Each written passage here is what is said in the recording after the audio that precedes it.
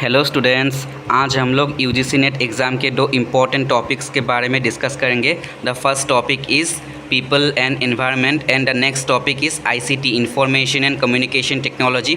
आज हम लोग ये दो टॉपिक में से हर एग्ज़ाम में कैसे क्वेश्चन पूछे जाते हैं अच्छे से डिस्कस करेंगे और साथ ही हम लोग PYQ previous year question paper को भी डिस्कस करेंगे। और हर एग्ज़ाम में ये दो टॉपिक में से 20 और 22 मार्क का क्वेश्चन पूछे जाते हैं। पहले हम लोग सिलेबस के बारे में समझ लेते हैं। Updated syllabus for UGC net JRF paper one included topics like, आप लोगों का जो टॉपिक होगा सिलेबस का, data interpretation, teaching aptitude, research aptitude, communication, mathematical reasoning, उसके बाद लॉजिकल रीजनिंग, उसके बाद आईसीटी जो हम लोग आज डिस्कस करेंगे, ICT information and communication technology. और नेक्स्ट है पीपल एंड एनवायरनमेंट। आईसीटी से काफ़ी फुल फॉर्म पूछा जाता है लाइक HTTP, URL, www। उसके बाद पीपल एंड एनवायरनमेंट। नेक्स्ट है higher education system and next है आप लोगों का लास्ट कॉम्प्रीहेंशन। अभी हम लोग आज डिस्कस करेंगे people and environment. The first topic is people and environment.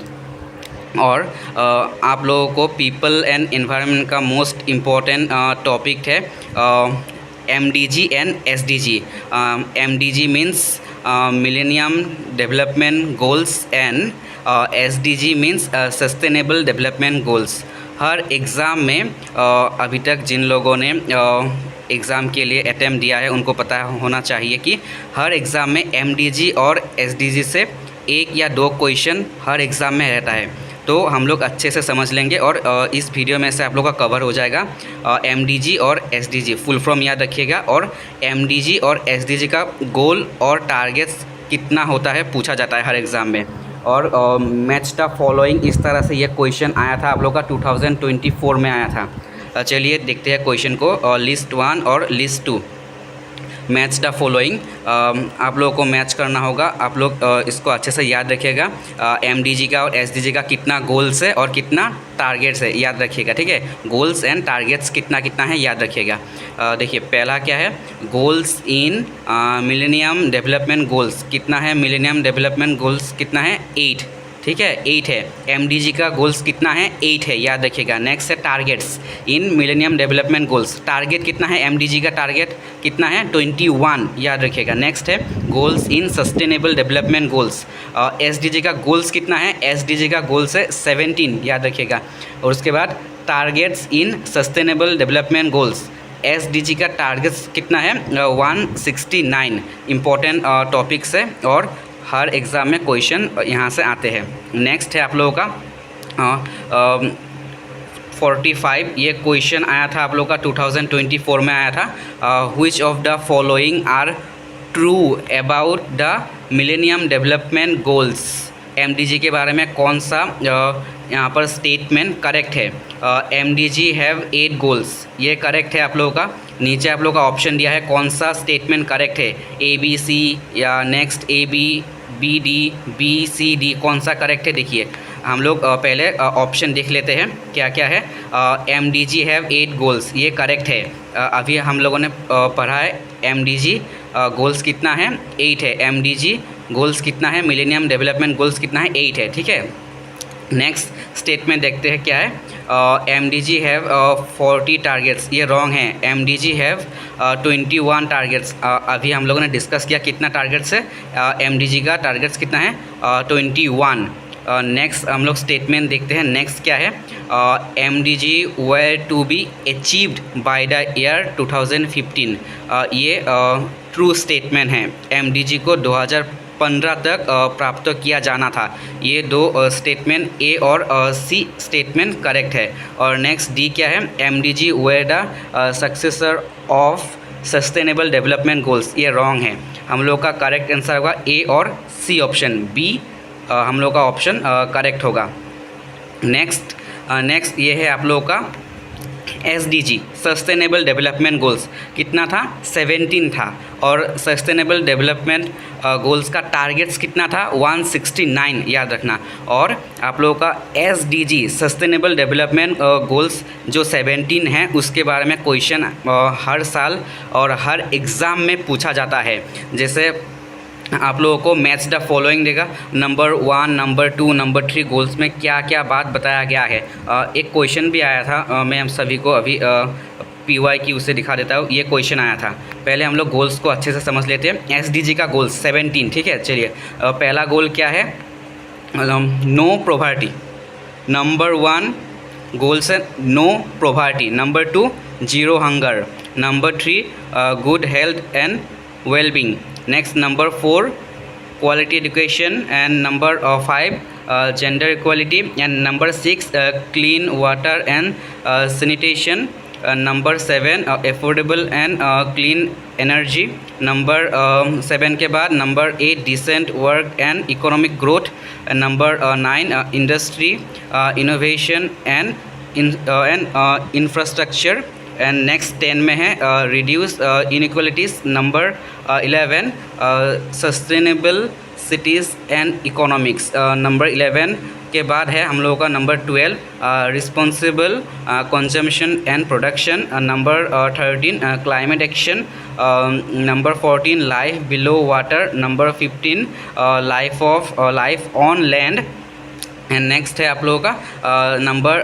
16 piece justice and strong institution, number 17 partnership for the goals. अभी हम लोग अच्छे से ये PYQ समझेंगे। लिस्ट 1, लिस्ट 2 क्वेश्चन दिया गया था, in the 2 list given below, List 1 provide the number of the sustainable development goal, while list 2 indicates its broad area.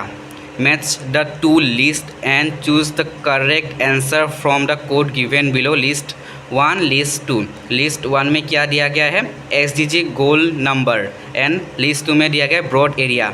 तो नंबर 4 गोल क्या था SDG का, अभी हम लोगों ने डिस्कस किया। नंबर 4 था हम लोग का क्वालिटी एजुकेशन, नंबर 5 गोल क्या था जेंडर इक्वलिटी, एंड नंबर 14 हम लोग का गोल था life below water, and number 15 था life on land.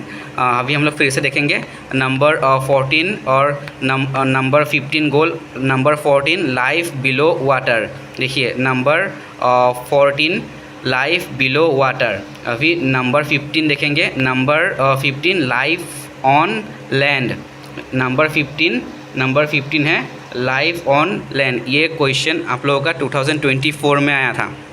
Next question देखेंगे अभी हम लोग।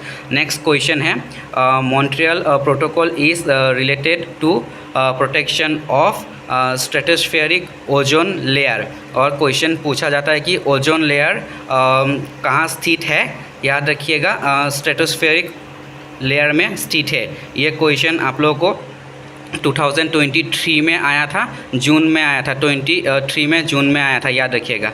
अभी next question, which of the, ये भी 23 में आया था, जून में आया था। Which of the following is not responsible for the destruction of ozone layer.